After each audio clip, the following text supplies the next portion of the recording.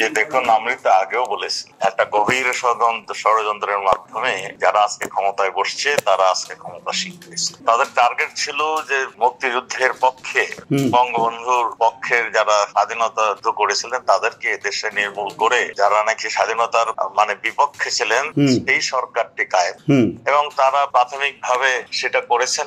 এবং এখন যেটা করছেন যে আওয়ামী লীগের সব নেতা কর্মীদের বাড়ি লুট করে তাদের দেশ ছাড়া করেছেন। এখন তারা যেন পার্মানেন্টলি আর দেশে না যেতে পারে, এবং সেই জন্য এই রায়গুলো দিচ্ছে একের পর এক। শুধু আমাদের মাননীয় প্রধানমন্ত্রী কিংবা আমি স্বরাষ্ট্রমন্ত্রী হিসেবে যে রায় দিয়েছেন তা নয়, সবারই এইরকমই একটা কিছু শোনাবে, এটা আমাদের আগে থেকেই ধারণা রয়েছে যে এইগুলো করবে। কিন্তু এই রায় দেশের জনগণ মেনে নেবে না। এবং ৭৫-এও এই ধরনের যে ঘটনাটা ঘটেছিল বঙ্গবন্ধুর শাহাদাত বরণের পরে দেশের মানুষ সহ্য করেছিল ১ বছর ২ বছর, তারপরে সবাই কিন্তু ঘুরে দাঁড়িয়ে এই খুনিদের বিভিন্ন জায়গা থেকে ধরে এনে তাদের বিচার করা হয়েছে। আপনার অধীনে যিনি কর্মরত ছিলেন সাবেক পুলিশ প্রধান চৌধুরী আব্দুল্লাহ আল মামুন, তিনি রাজসাক্ষী হওয়ার সুবাদে তাকে মাত্র ৫ বছরের কারাবাসের দণ্ড দেওয়া হয়েছে। আপনি বিষয়টা কি বলবেন?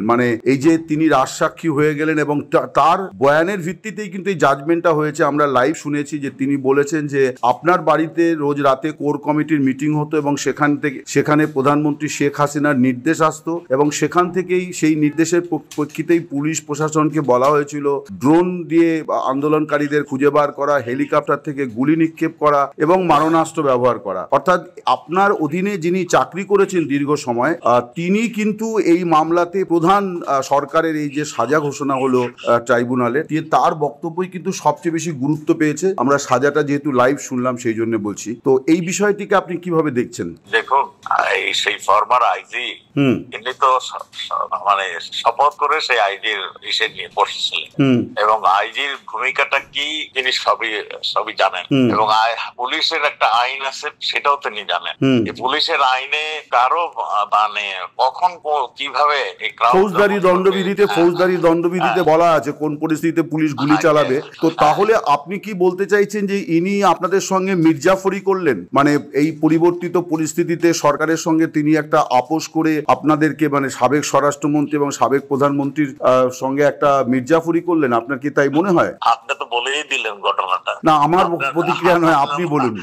আপনার যেটা বলেছেন এটা দেশের মানুষও তাই মনে করছে। আচ্ছা, দেশের মানুষ শুধু আমি নয়, দেশের যাকেই জিজ্ঞাসা করবেন তারাই বলবে যে পুলিশকে তো কেউ হুকুম দিতে হয় না, পুলিশ তার ইসেই কাজ করেন। এবং একজন সচেতন মানুষ কে অর্ডার দিলেই কি কিছু করে নাকি? সে তখন ভাবে না আইনে কি বলে, সে তখন ভাবে না যে লোকটিকে আমি যে গুলি করতে যাচ্ছি সে কে সত্যিকারী অপরাধী কিনা। তাহলে কি একটা বিষয় বলা যায় যে আপনারা লোক চিনতেও ভুল করেছিলেন?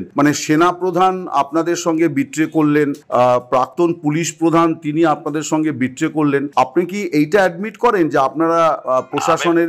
আমি পুলিশ প্রধান বিট্রে তিনি যতক্ষণ পর্যন্ত পুলিশ প্রধান ছিলেন ততক্ষণ পর্যন্ত বিট্রে করেন নাই। লাস্ট মুহূর্ত পর্যন্ত সে তার যে কর্তব্য পালন করেছে সেটা আমরা দেখেছি। কিন্তু পরবর্তীতে সে কেন তার মত পরিবর্তন করলো এটা তো সহজ পরিষ্কার হিসাব। আপনি বলছেন যে তিনি চাপের মুখে মত পরিবর্তন করেছেন? অবশ্যই আমরা সেটাই মনে করি। আপনার এবং তার সঙ্গে শেখ হাসিনা এই উপমহাদেশের একজন বড় রাজনৈতিক ব্যক্তিত্ব, বঙ্গবন্ধুর কন্যা, 5 বারের প্রধানমন্ত্রী, প্রায় 42-43 বছর আওয়ামী লীগের সভানেত্রী। তো এই বিষয়টাকে আপনারা এরপর কিভাবে করবেন?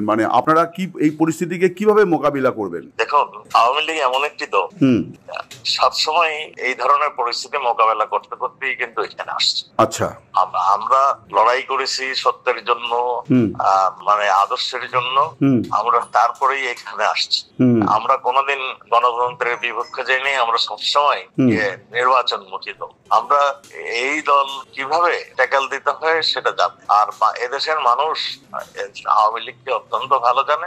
এদেশের মানুষ আবার ঘুরে দাঁড়াচ্ছে হচ্ছে, আপনারা দেখছেন জায়গায় জায়গায় বিক্ষোভ হচ্ছে। এই বিক্ষোভটা আরো বাড়বে এবং এই খুব শীঘ্রই এটার একটা জোরালো প্রতিবাদ হবে এবং এই দেশের মানুষ এটাকে কিছুতেই মেনে নেবে না, এটা আমার বিশ্বাস। আপনারাও সেটা দেখবেন। আপনাকে অনেক অনেক ধন্যবাদ। এইরকম একটা মানে অস্থির, গুরুতর এবং ব্যক্তিগত জীবনে এরকম একটা বিপর্যয়কর পরিস্থিতিতেও আপনাকে যেভাবে বিরক্ত করলাম, এটা সাংবাদিকদের এই অপ্রিয় কাজটা করতেই হয়। আশা করি আপনি মার্জনা করবেন। আপনি ভালো থাকুন। বাংলাদেশের মঙ্গল হোক। নমস্কার। নমস্কার।